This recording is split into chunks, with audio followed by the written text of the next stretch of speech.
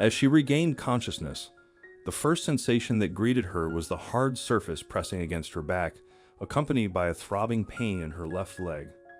Slowly opening her eyes, she found herself staring at the high rafters of the enormous ceiling arcing above her. Still feeling dazed and confused, she managed to lift herself into an upright position, only to realize that her right hand was clenched into a fist, concealing something inside.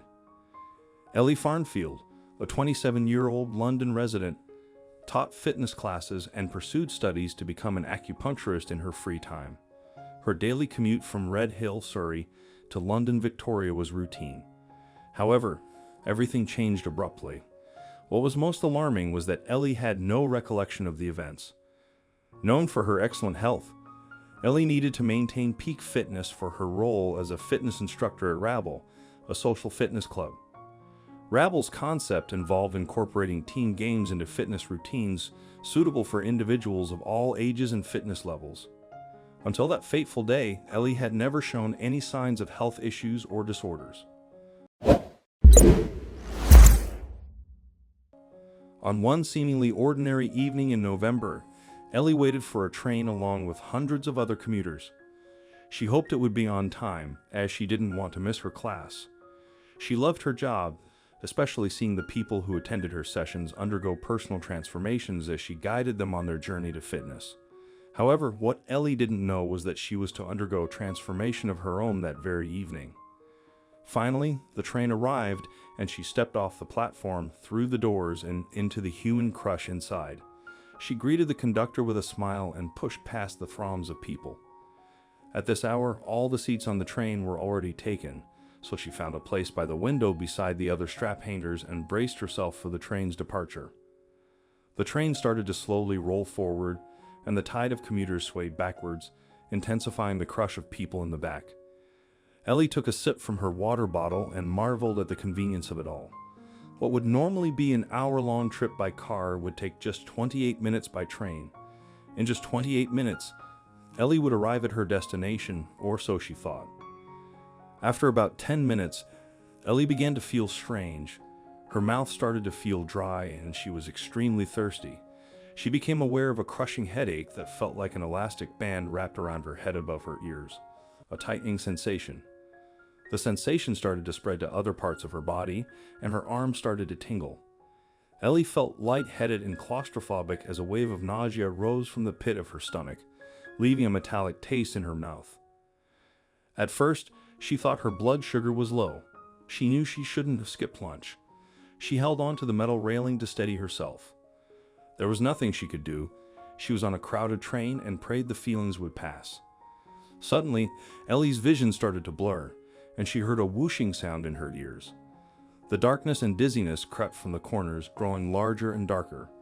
She tried to fight and thought, "I can't pass out on the train," repeating it over and over until the blackness came and she was falling. She didn't know how long she'd been unconscious, for days, hours. She became aware of the weight of her own body, an immovable dummy made of flesh and bone. She concentrated and felt herself fall back into herself, opening her eyes. She was alone, lying flat.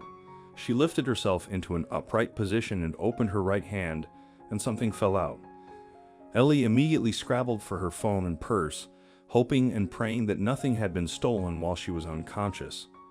Relief washed over her as she saw that everything was there. She immediately checked her phone minus 20 missed calls. She looked at her call log and saw that 14 outgoing calls had been made, but she didn't remember making them. Then Ellie looked down and was startled to see 2 paper objects had fallen out of her hand. She leaned over carefully and picked them up. One was a crumpled piece of paper, and on it was a note scrawled hastily in blue ink. What happened to her? The last memory she had was feeling ill on the train and an awful falling sensation. A feeling of dread washed over her as she started to read. "Eleanor, I hope by the time you read this you're feeling better," Ellie continued with eyes wide in disbelief. "You had a seizure on the train, and I took you off. You didn't hit your head, but I may have hurt your leg as I walked on it before realizing you were on the floor having a fit. Sorry." So she'd had a seizure on the train, she read on, hoping to piece together the rest of the puzzle. "I'm also sorry I can't stay with you now, but here's a coffee to perk you up later." The note continued. Ellie looked to her left and saw that there was indeed a cup of coffee in a paper cup sitting next to her. And £10 to make sure you get a taxi home. Sorry I don't have any more money, so I hope you don't live far away. I've contacted people from your phone, and medical help is on its way, and you're with trained staff. Wishing you all the best in a quick recovery. Love, Tom. Who's Tom? Does Ellie know him? Why would a stranger be so kind to someone he's never met? It was then that she realized just how lucky she was to have a guardian angel looking out for her that day. I was very confused, and I saw the note and the money and felt quite emotional. It was such a thoughtful thing to do, Ellie recalls. Anything could have happened. I could have hit my head, fallen off the train, been there for a long, long time. As soon as Ellie had recovered from her ordeal, she knew that there was something she needed to do. Ellie wrote about the mystery Good Samaritan who'd helped her when she needed it most in a Facebook post. Please like or share. Faith restored in humanity in London last night. Thank you so much to everyone who helped me last night, especially Tom. Would love to try and find this man so I can return his money and add many, many things to it. Since Ellie shared her heartfelt message, the story has spread like wildfire, with thousands of people sharing it in the hope that the elusive Tom will step forward. Tom has become somewhat of a mystery man, with many speculating about his identity, profession, and appearance. Some even jokingly suggest he could be a future boyfriend. In an interview, Ellie expressed her gratitude, saying, I just want to thank Tom for his help. I'd tell him, you're a star, and I really, really appreciate it. I'd also like to return the money. There's something really lovely about the kindness of a stranger. If I meet him, drinks are on me. But did Ellie ever manage to find Tom? Sadly, even after 4 years, Tom remains unidentified. Ellie launched a campaign on Twitter, using the hashtag #FindTrainTom, in a bid to locate him, but Tom seems determined to stay anonymous.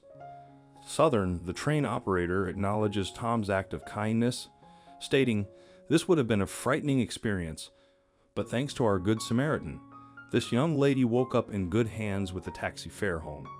It just goes to show that there are good Samaritans all around us. Thank you.